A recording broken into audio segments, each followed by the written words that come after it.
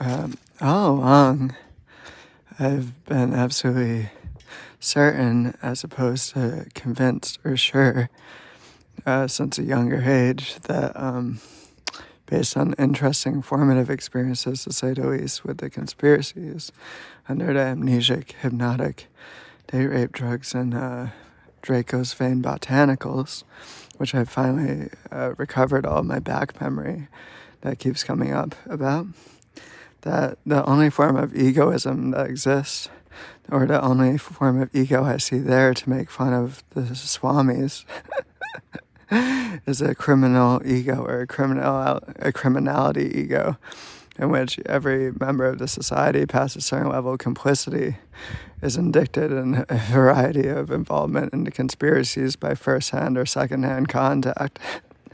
I call instead of humility and pride, I'd say there's criminal pride. And the only form of humility that exists is to admit what you actually feel.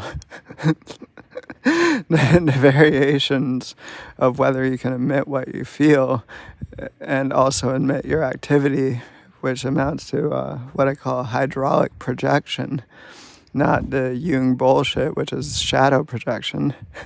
Shadow projection basically has to do with Sultry Kim's ruminations maps about his shadowy dreams. Hydraulic projection is a physical, biological science of understanding that when you have a certain amount of actions in the nature based on good or evil alignment with the rekarmic balances, rekarmic losses, and rekarmic gains, and you see them through echo projection on an engine level in the form of others based on how much you've admitted them to yourself and others. So through the hydraulic projection, the criminal pride is manifest by the inability to admit what you actually feel, because you also implicate yourself in your own actions. That's sort of the basis of my sociology, which I sometimes call SOAK, or my crime side. I don't separate this from whether we call it spirituality or anything. I don't see any spirituality there, making fun of the swamis. Even to this day, I say throw the swamis into the Ganges.